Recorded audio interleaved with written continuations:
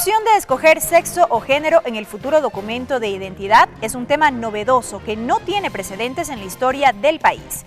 Se ha dicho que este es un nuevo avance dentro del reconocimiento de los derechos de la diversidad de las minorías sexuales, pero no ha estado alejado de la polémica, pues hay quienes consideran que como está concebida la norma es discriminatoria. Lo vamos a abordar de inmediato en nuestra siguiente entrevista. Efraín Soria, psicólogo, activista LGBTI, coordinador general de la Fundación Ecuatoriana Equidad. Efraín, bienvenido a la Televisión Legislativa, qué gusto. ¿Qué tal? Muy buenas noches a todos los amigos y amigas que nos escuchan y que nos ven. Gracias por la gentileza. A ver, ¿ustedes como Fundación Equidad están o no de acuerdo cómo se ha concebido este proyecto que originalmente iba a ser una reforma a la ley del registro civil, pero finalmente se ha decidido que sea una nueva ley que reemplace a la legislación vigente? Y hago esta reflexión porque hemos escuchado a otros voceros de la comunidad LGBTI poniendo sus reparos, como decía Belkis en la presentación, sobre el tema de escoger opcionalmente sexo o género cuando se cumple la mayoría de edad. Bueno, en realidad nosotros hace poco más de 3 semanas enviamos algunos documentos y una postura de la Fundación Ecuatoriana Equidad, donde a los asambleístas, especialmente a la Comisión de Gobiernos Autónomos Descentralizados, les solicitábamos que revisen la propuesta de esta nueva ley, de este nuevo código además, ¿no? Tiene una serie de inconsistencias que va a generar una serie de conflictos y de estigma y discriminación. Por ejemplo, el tema del género, consideramos que no debería ser una cuestión opcional, o debería de ser que todos los ciudadanos y ciudadanas del Ecuador tengamos género o no tengamos, simplemente, que no es un dato necesario para los trámites, para el convivir, para las actividades que realiza la ciudadanía. En realidad, en muchos otros países no existe ni la palabra género ni sexo, simplemente está la fotografía de la persona, el nombre de la persona, algunos datos básicos que tienen que tener los ciudadanos, como por ejemplo el grupo sanguíneo en caso de un accidente, ¿no es cierto? O la fecha de nacimiento. O la fecha de nacimiento. Eso es muy importante. También su estado civil.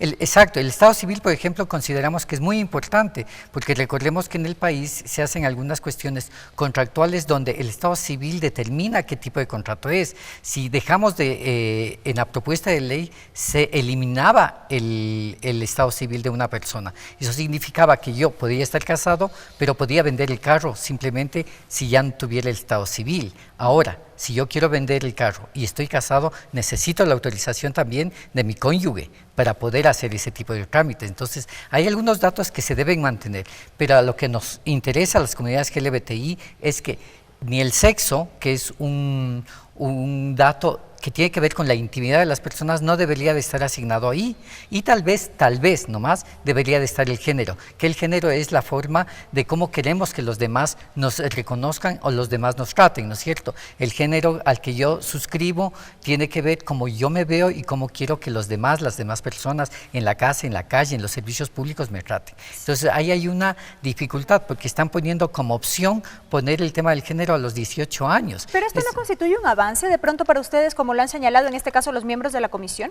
No es un avance como está planteado, porque lo que debería de estar planteado es que en el documento de identidad vaya género para todos los ciudadanos, no exclusivamente para los LGBTI, que podrían cambiar o no cuando lleguen a los 18 años. Eso es no reconocer que los procesos de identidad de género se dan mucho antes de los 18 años. Se da a los 12 años, a los 14 años. Porque yo, si ya me identifico con un género determinado, tengo que esperar a los 18 recién para que la ley me legalice, cuando en el Ecuador tenemos muestras de que los adolescentes a los 16 años pueden votar. ¿Por qué tengo que esperar a los 18 años? Y además, ¿por qué tiene que ser opcional? Muchos, la mayoría que son ciudadanos heterosexuales, no van a hacer ese cambio, van a tener sexo siempre, sexo masculino o femenino.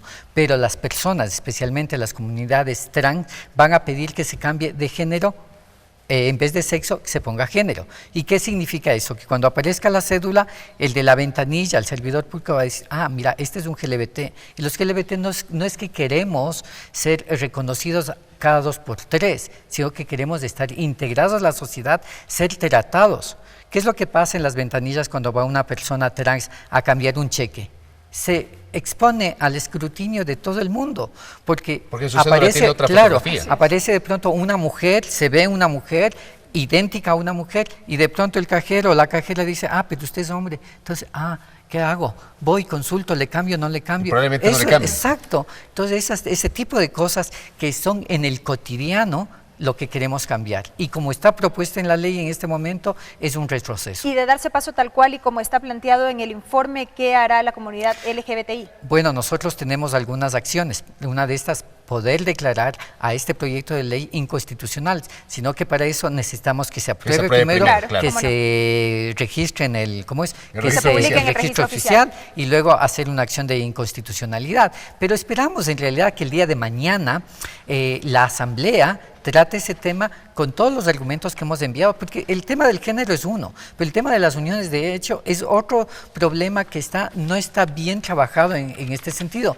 Recordemos que las uniones de hecho es un acto fáctico, es decir, es un hecho, no es un hecho jurídico. Y ahora, como está planteado, más pareciera que ya hay matrimonio. Solamente parecería eso, pero además con ciertas limitaciones. Otro tema que nos preocupa también es el tema de los registros de los nombres de las personas. O sea, yo no sé quién fue el proponente de esta ley, pero decía que los nombres deben ser bien claros o femeninos o masculinos. Cuando tenemos una serie de nombres que no necesariamente son masculinos ni femeninos. O sea, yo les hago la reflexión. Michelle de Nostradamus y Michelle Pfeiffer.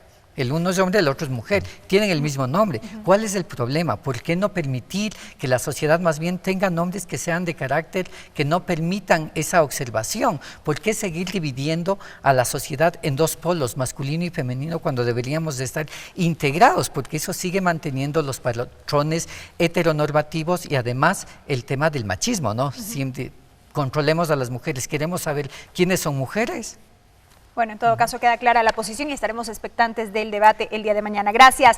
La presencia de Efraín Soria, quien es coordinador de la Fundación Ecuatoriana Equidad, con su postura en torno al proyecto de ley de datos civiles que se debatirá en segunda instancia este jueves.